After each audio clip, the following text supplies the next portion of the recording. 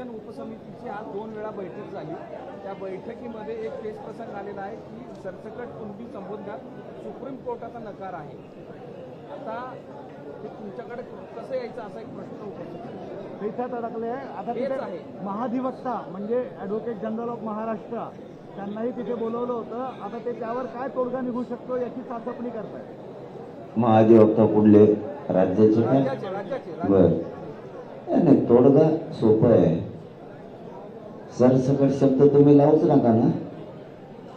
जर सुप्रीम कोर्टाचं आणि केंद्राचं म्हणणं आहे असं तुमचं म्हणणं आहे, उपसमितीची दोन कायला बडबड करता रे?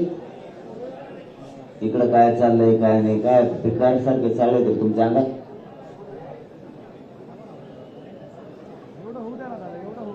जर तुमचं म्हणणं आहे उपसमितीची 2 वेळेस आज बैठक झाली, मला तर माहित नाही,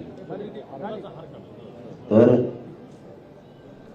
काय निर्णय केंद्र सरकारचा का सुप्रीम कोर्ट? हा, तर सुप्रीम कोर्टाचा सरसकटला प्रॉब्लेम आहे असण्याचं कारण नाही, पण त्याला पर्याय दुसरा पण आहे। तुमच्याकडे 58 लाख नोंदीचा आधार आहे, त्याच आधारावरती मराठा आणि कुणबी एकी JR काढा म्हणतो आपण, त्याच्यावरच बैठक झाली ना आज।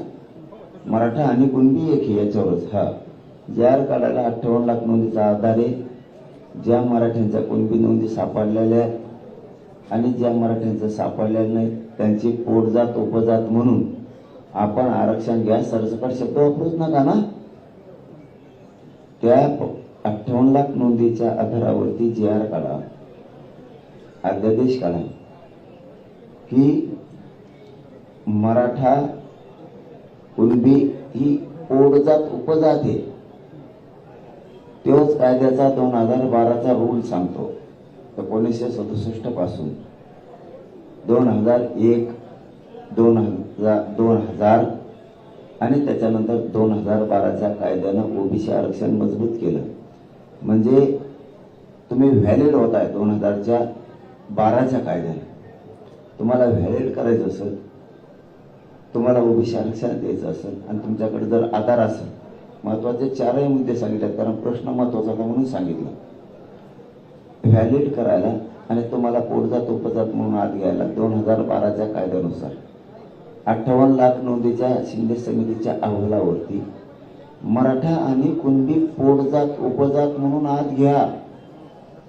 ज्याला घ्यायचं ते घेईन, ज्याला नाही घ्यायचं ते घेईन, सरसकट म्हणायची गरज नाही। दुसरा जो तुमचा आग्रह आहे की हैदराबाद आणि